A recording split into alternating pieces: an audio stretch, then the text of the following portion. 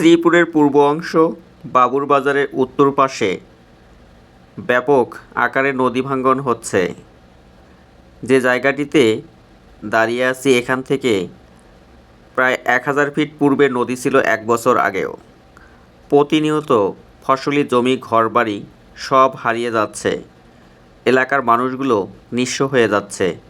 বাবুরবাজার থেকে পুটিমারি পর্যন্ত এই এলাকাটি একদম অবহেলিত।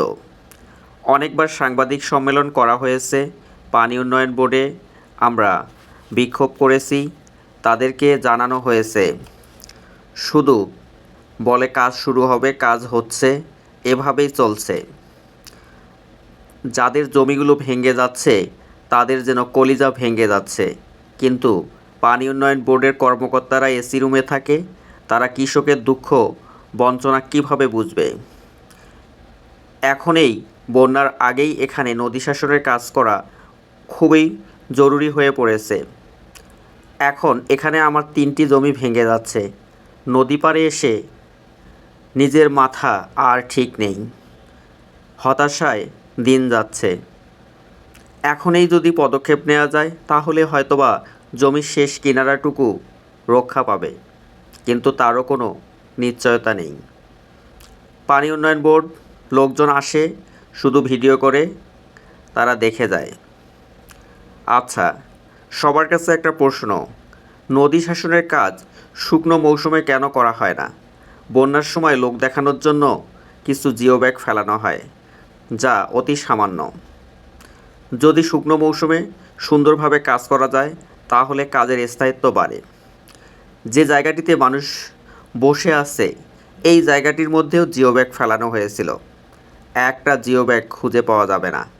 এখান থেকে 1000 ফিট পূর্বে জিও ব্যাগের অবস্থান ছিল। আচ্ছা, সরকারের অর্থ অপচয় হলো, জনগণের জমিও ভেঙে যাচ্ছে। এই লোক দেখানোর নদী শাসনের কী প্রয়োজন আছে? দুর্নীতি রন্ধে রন্ধে পৌঁছে গেছে।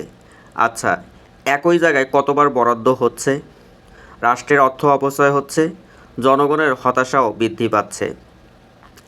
স্থায়ীভাবে নদী শাসনের কাজ করা হোক, সরকারের অর্থ সঠিকভাবে ব্যবহার হোক এবং জনগণের সম্পদও রক্ষা পাক। আমি যেখানে আছি এই জমিটা ভেঙে যাচ্ছে, 3টা জমি আমার এখানে রয়েছে। ইতিপূর্বে কয়েকটা জমি নদীতে হারিয়ে গেছে। এলাকা মানুষের দুর্দশার কোনো শেষ নেই। মানুষ আর নির্বাক হয়ে গেছে। কারো প্রতি কোনো আস্থা নেই, কারো কাছে কোনো অভিযোগ নেই। কারণ অনেক সাংবাদিক সম্মেলন, অফিসে ঘোরাঘুরি সব তারা করেছে। শুধু শুনি আজ কাজ হবে, কাল কাজ হবে। কাজ যে কবে হবে, কতটা স্থায়ী হবে, কাজের গুণগত মান কেমন হবে তার কোনো নিশ্চয়তা নেই। পানি উন্নয়ন বোর্ডের যারা কর্মকর্তা রয়েছে এনাদের সঠিক তদারকি নেই। কে কাজ করতেছে, কিভাবে কাজ হচ্ছে, কাজের গুণগত মান কি, যাচাই বাছাই জবাবদিহিতা নেই। হারিয়ে যাচ্ছে ফসলি জমিগুলো আর কাঁদছে মানুষগুলো। এভাবেই নিঃস্ব সবাই।